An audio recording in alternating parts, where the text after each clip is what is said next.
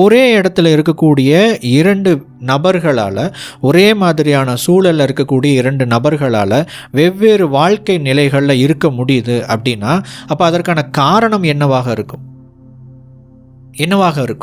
அவர்களுடைய எண்ணங்களும் செயல்களும் தான். நம்ம நிறையா பார்க்குறோம். மிகப்பெரிய திறமை வாய்ந்தவர்களும் மிகப்பெரிய அறிவாளிகளும் எனக்கு எவ்வளோ வருஷம் அனுபவங்கள் இருக்குது என்று சொல்கிறவர்கள் கூட ஒரு கட்டத்தில் அவர்களுக்கு இருக்கக்கூடிய நிறைய விஷயங்களை பயன்படுத்த முடியாத கட்டுப்பட்ட மனிதர்களாக இருப்பதை நாம் பார்க்கிறோம். இதற்கான காரணம் என்ன அப்படின்னா, அவங்க அப்டேட் ஆகாததாக இருக்கலாம். இது ஜென்ரலாக சொல்ல போனோம்னா அவங்களுடைய தாட்ஸ் அண்ட் ஆக்ஷன்ஸ், அவர்களுடைய எண்ணங்களும் செயல்களும் தான்.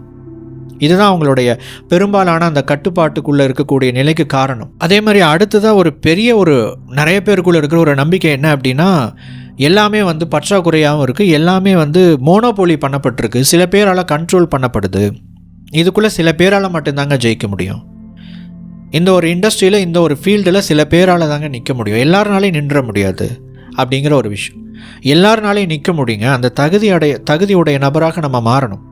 இந்த உலகம் எப்படி இருக்கிறது என்பது முக்கியமல்ல, நீங்கள் எப்படி சிந்திக்கிறீர்கள் என்பது தான் முக்கியம்.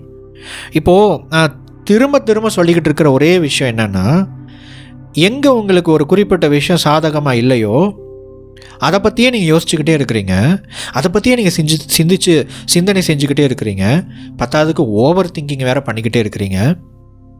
இப்படி நிறைய விஷயங்களை செஞ்சுக்கிட்டே இருக்கிறீங்களே, உங்களுக்கு ஏதாவது தீர்வு கிடைச்சதா, தெளிவு கிடைத்ததா? இல்லை. அப்போ ஏன் அதை தொடர்ச்சியாக பண்ணிக்கிட்டே இருக்கிறீங்க?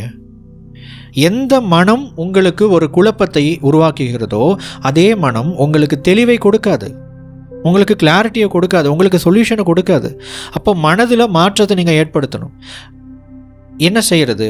நீங்கள் எப்படி சிந்திக்கிறீங்களோ அதை மாற்றுங்க.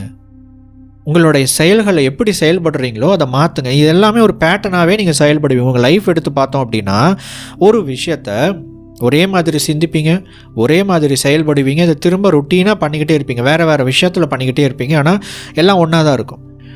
இதுதான் உங்களுக்கு ஒரே மாதிரியான விளைவை உங்களுக்கு ஏற்படுத்தி கொண்டே இருக்கிறது. அதை நீங்கள் மாற்றணும்.